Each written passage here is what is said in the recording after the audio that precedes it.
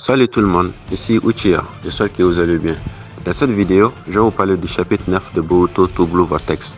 Comme vous le savez, le chapitre est sorti officiellement sur Manga Plus le 18 de ce mois.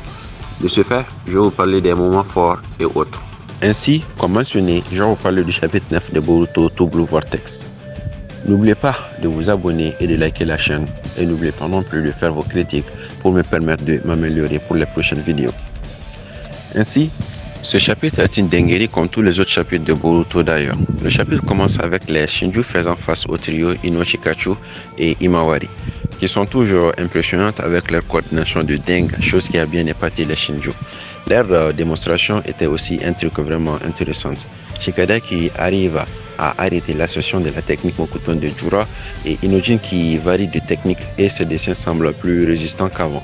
Et la réception de Imawari par Chocho, c'était vraiment ouf. Et Shikada qui arrive à immobiliser Jura, c'est vraiment un truc impressionnant. Surtout vu ce que Jura a démontré jusqu'à présent, je pense qu'il doit avoir une force physique de ouf. Et si Shikada arrive à l'immobiliser, c'est un truc vraiment à féliciter. Et Chocho, elle aussi, ils l'ont vraiment épaté dans ce chapitre. How tu vas chercher à attraper un ennemi par tes bras? Genre, ça se voit bien qu'elle ne connaît pas Jura. Bien vrai qu'il y avait urgence tout de même, je me dis qu'elle a vraiment exagéré sur le coup. Donc les Shinju. Les Shinju est aussi, franchement, bouche bée. Genre, ils sont là, plus les choses avancent, plus ils montrent qu'ils sont vraiment des êtres à part, des vrais tarés. Quand j'ai vu le bijoudement de Jura, genre le fait via les yeux, j'ai rigolé jusqu'à, en même temps, j'ai eu des idées bizarres. J'espère seulement que ça ne va pas aller plus loin que ça. J'espère que les bijoudements vont sortir uniquement que par les yeux et puis par la bouche comme on a l'habitude de le voir. Merde. Plus sérieusement, on sait maintenant que la vraie cible de Jura est toujours Naruto et non Imawari. Dans ce chapitre également, on verra partiellement notre scientifique fou Amado. Et comme à son habitude, il n'y a que Kawaki qui l'intéresse. Mais il semble intrigué par Jura. Peut-être il a fait le lien entre Jura et son hôte, qui sait, on verra bien. On aperçoit également Boruto et Kashin Koji. On dirait qu'ils sont dans une des repères de Orochimaru, vu la structure des lieux. Peut-être que dans le prochain chapitre ou dans les prochains chapitres, on va faire revoir Orochimaru et les autres membres de Taka. Grâce à Kashin Koji et ses crapauds, on sait maintenant comment Boruto a réussi à faire une descente directe sur la face de Code quand il avait attaqué Konoha dans le tout premier chapitre. C'est donc grâce au crapaud espion de Kashin Koji qui a donné des directives à Boruto que ce dernier a su exactement où atterrir. Kawaki, lui, je ne sais pas quoi dire. Il continue de se faire victimiser depuis le début de To Blue Vortex, notamment par l'un des crasses d'esprit de l'autre-là de Code, puis par Jura et maintenant par Boruto lui-même. Alors qu'au début, il faisait le malin, on pensait que non, ça allait être un truc de ouf. Bon, franchement, c'était pas ouf au final. Donc, il y a Boruto aussi, il semble ne pas avoir un contrôle total sur son Kama jusqu'à présent. Vu sa réaction et les propos tenus par Kashin Koji, il est possible que Momoshiki a déjà tenté de se manifester.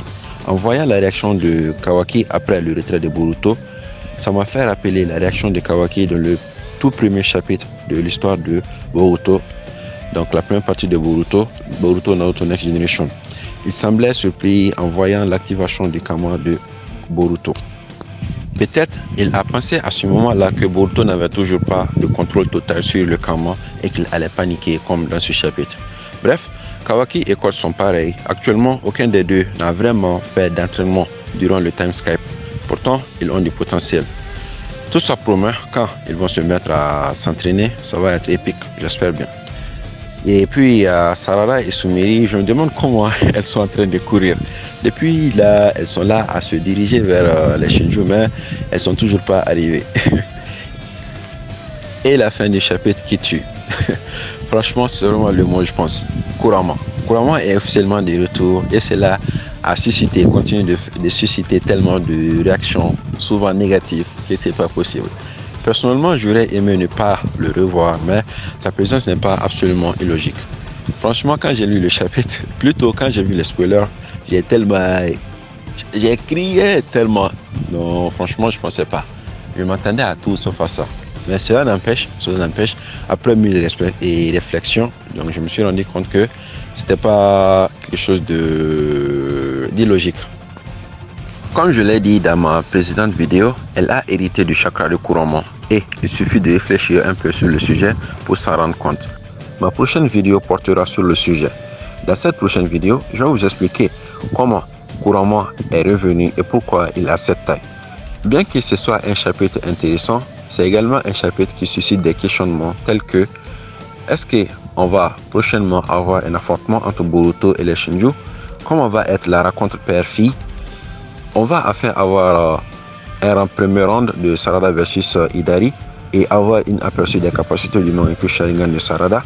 Pourquoi Hidari ne manifeste toujours pas d'intérêt envers sa cible qu'est Sarada, bien qu'il soit toujours à Konoha depuis un moment? Pourquoi Kajin Koji a demandé à Boruto de se retirer après l'activation de son Kama, quand son Kama est rentré en résonance avec celui de Kawaki? Est-ce pour empêcher que Momoshiki ne se manifeste? Est-ce à cause de Momoshiki que Boruto n'a toujours pas essayé d'activer le Kama depuis le début de Tout Blue Vortex? Comment Kurama s'est retrouvé dans le corps de Himawari?